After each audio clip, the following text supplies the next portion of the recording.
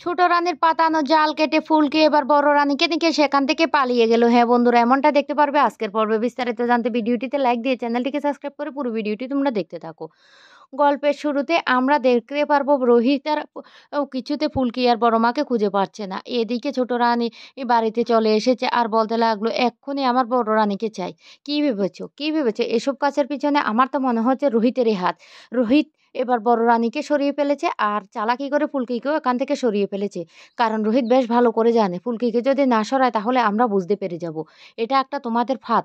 এই ফাঁদ পেতেছ আমাদের তাকে টাকা পয়সা আত্মসাৎ করার জন্য। সেই জন্য তোমরা এত রাতে বড় রানীকে নিয়ে এখানে চলে এসেছে। এই কথা শোনার সাথে সাথে তখনই লাবু বলতে লাগলো, ম্যাডাম প্লিজ আন্টি, আপনার কোথাও ভুল হচ্ছে, কোথাও আপনার ভুল হচ্ছে। তখন কোনো কথাই বলে না।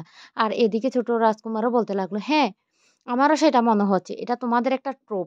তোমরা এই ট্রোপটা ফেলেছো যাতে আমাদের বড় লোকদের থেকে টাকা পয়সা তোমরা আত্মসাৎ করতে পারো। তখনই রোহিতের মা বলতে লাগলো, বেয়ান আপনি এসব কি বলছেন? প্লিজ, আপনাদের মনে হয় কোথাও ভুল বুঝাবুঝি হচ্ছে, কোথাও ভুল বুঝাবুঝি হচ্ছে। কিন্তু ছোট রানী কোনো কথা শুনেন না। ছোট রানী তখন বলতে লাগলো, আমি এক্ষুনি থানায় ফোন করব, লোকাল থানা নাম্বারটা দে তো ছোট। তখন ছোট রাজকুমার নাম্বারটা দিলে ফোন করে আর বলতে লাগলো, এক্ষুনি আসেন।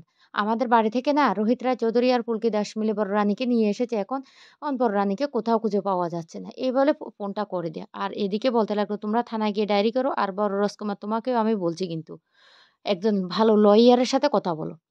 এদিকে পুলিশ চলে আসে। পুলিশ এসেই রোহিতকে বলতে লাগলো, আমরা না রোহিতকে থানায় নিয়ে যাব। সেখানে নিয়ে গিয়ে আমরা জিজ্ঞাসাবাদ শুরু করব। তখন রোহিতকে নিয়ে থানায় চলে যায়। এদিকে ধানু বলতে লাগলো, আপনি কাজটা কিন্তু ভালো করলেন না। তখনই বড় রাজকুমার বলতে লাগলো, কেন? কেন? যখন আমার ভাইকে অ্যারেস্ট করেছিল তখন তো তুমি কোনো কথা বলোনি। আর এখন যে মাত্র তোমার ভাইকে নিয়ে গেছে তারপরে তুমি আমাদের মাঝখানে কথা বলতে এসেছো? তখনই ধানু বলতে লাগলো, হ্যাঁ কথা বলতে এসেছি, কারণ আমার ভাই কোনো অন্যায় করেনি, কিন্তু তোমার ভাই দোষী ছিল।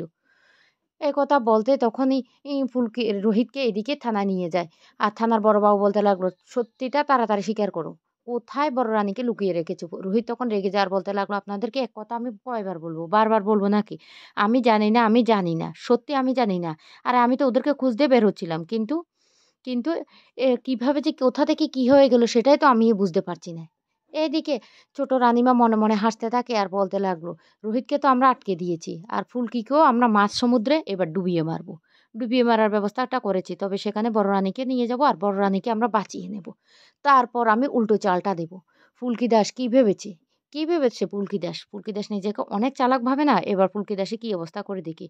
এইদিকে লাবুরা বলতে লাগলো, ম্যাডাম আপনি যেহেতু এইভাবে আমার ভাইকে অ্যারেস্ট করেছেন, তাহলে কিন্তু আমরাও এবার খেলাটা অন্যভাবে খেলতে পারি।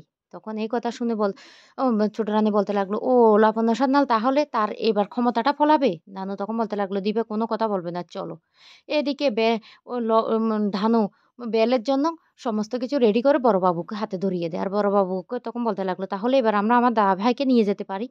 এই কথা বলতে থাকে। অন্যদিকে ছোট রাজকুমার তাদের লয়ার নিয়ে বেলটা আটকানোর জন্য আরেকটা পেপার নিয়ে আসে। ধানু তখন সেই পেপারটা খুলে দেখতে পায় যে সেখানে জাস্ট মাত্র বেলটা কেন করা হয়েছে সেই বিষয়টা উল্লেখ আছে, কিন্তু বেল আটকানো কোনো কিছুই সেখানে উল্লেখ নেই। রোহিত তখন বলতে লাগলো, তাহলে আমরা এখান থেকে এখন চলে যেতে পারি।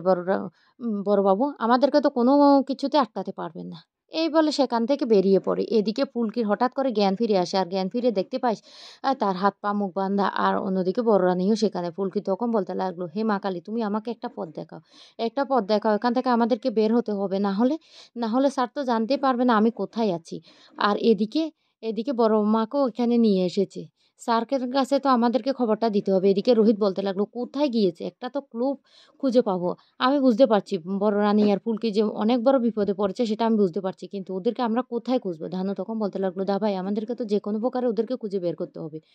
এদিকে ফুলকি বলতে লাগলো, না আমাকে যে কোনো প্রকারে এখান থেকে পালাতে হবে। এই বলে ফুলকি তার হাতের বাঁধনগুলি খুলে ফেলে এক পর্যায়ে। আর তারপর সেখানে সমস্ত ছোট রানীর গুন্ডাগুলি চলে আসে আর মারামারি শুরু হয়ে যায়। এক পর্যায়ে ছোট রানী সমস্ত গুন্ডাগুলিকে মেরে ফুলকি বড় রানীকে নিয়ে সেখান থেকে পালিয়ে যায়। আর সেই খবরটা ছোট রানীর কানে পৌঁছাতে ছোট রানী অনেক ভয় পেয়ে যায় আর বলতে লাগলো, সর্বনাশ, এবার তাহলে ফুলকিকে আমার সমস্ত মুখোশ খুলে দেবে?